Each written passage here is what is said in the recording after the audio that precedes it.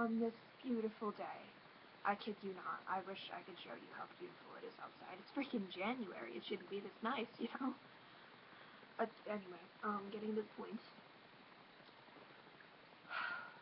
To damper this beautiful, lovely occasion, I'm going to talk to you today about rape. Why you should never rape someone. The way the society in this country, in society in other countries treats rape. And what you should do if you have been raped.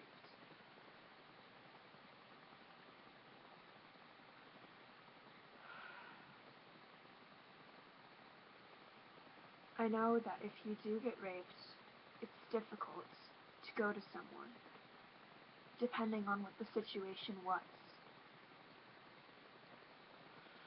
In foster homes, often small girls and small boys will be raped, or even teenage girls and boys will be raped, by their foster siblings, by their foster parents, and so many of them are too terrified to tell anyone.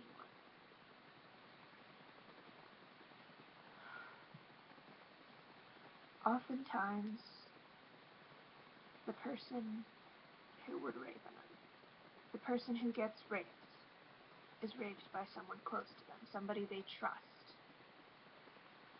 like your uncle or your brother's best friend, even your best friend.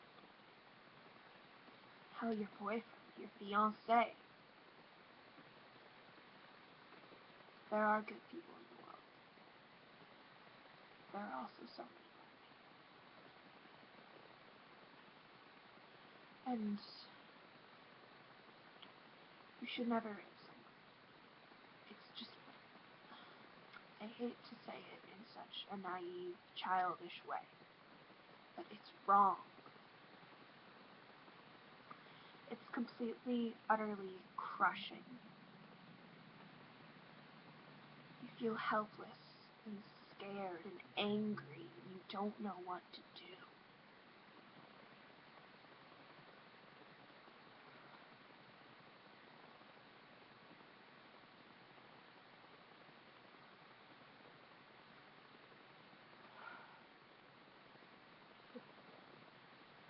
If you are raped, the only thing that you could probably do that would be best for you is tell someone. Tell someone, tell someone, tell someone. Don't keep it to yourself.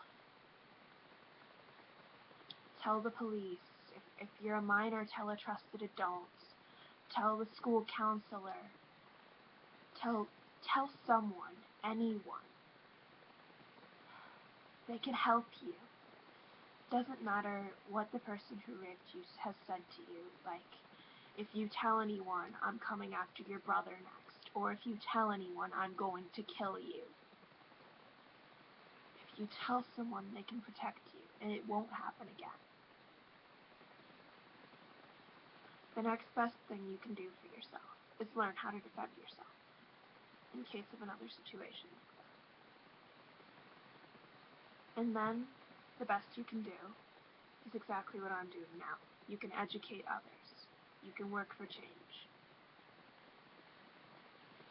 Our society teaches don't get raped. What it should teach is don't rape anyone. What it should teach is teach your sons and daughters not to rape people, to respect others. You should teach them that it's not okay, that no means no means no. If a girl says no, she means no. It doesn't mean I don't want you to, but go ahead, do it anyway. It means don't do this. I don't want you to do this. Stop it.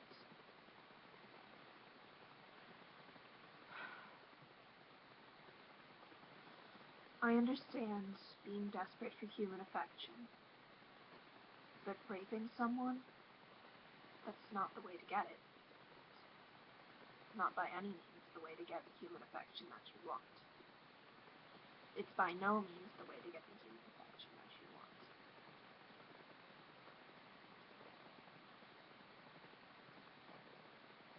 Every day, someone's rape case gets turned over or ignored, or the rapist wins the case. How is that right?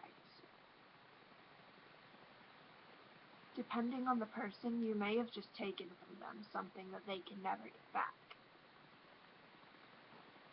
So many women, after they've been raped, become anorexic or bulimic, or they start cutting themselves or burning themselves. I still have nightmares about when I was sexually assaulted. It completely, utterly destroys you. It's not right. I wouldn't wish that even on my worst enemy. Not in a million years.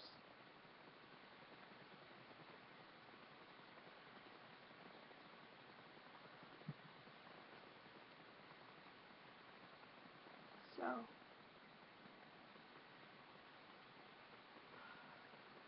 this country isn't the only country that treats rape this way.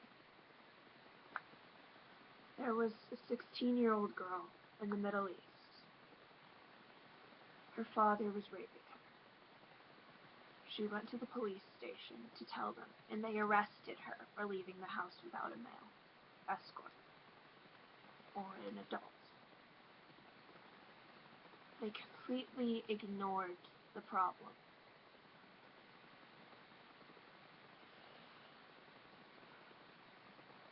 Every day, girls from ages 5 to 15 are circumcised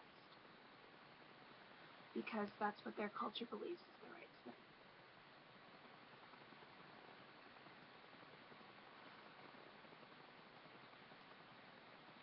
In the Old Testament of the Bible, the laws were if a girl got raped in the city, she would be stoned to death because she didn't scream. Oh, well, HG, but Jesus rebuked those laws. Actually, no, he didn't. He specifically said he wasn't here to change the order of things, so there's that. Anyway, how did it get like this, to the point where empowered women are hot chicks with guns? No, I'll give you an example of an empowered woman, Joan of Arc. I'll give you an example of an empowered woman, Hillary Clinton. And even then, women in politics, they're not judged by their actions. They're judged by the way they look. News anchors are gradually becoming more and more, as much as I hate to say it, slutty. The deal. If a girl goes outside dressed a certain way and she gets raped, she was asking for it. No, she's not asking for it. She's dressing how she wants to. She's only a slut because her sexuality scares you. You live in a sugar-coated society, and there are still people in that sugar-coated society that believe if a woman is showing her ankles, she's a slut.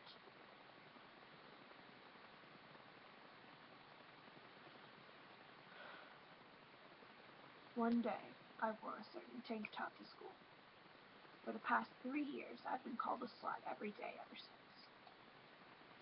There is so much slut-shaming and so much bullying and so much idolification of this perfect woman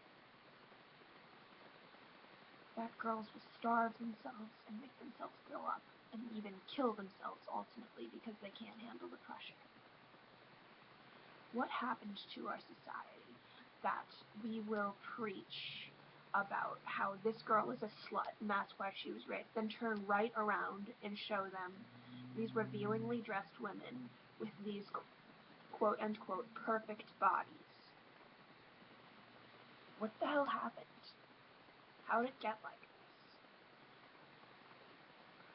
We claim that the sexes are equal, but it's far from it. When I can have children, and I don't have to worry about my daughter going out and being raped.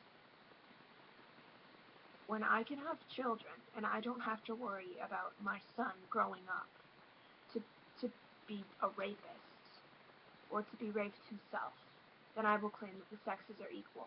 When women in politics get the same amount of respect, then I will claim the sexes are equal. And when empowered women are judged for their actions and not their looks, I will claim that the sexes are equal.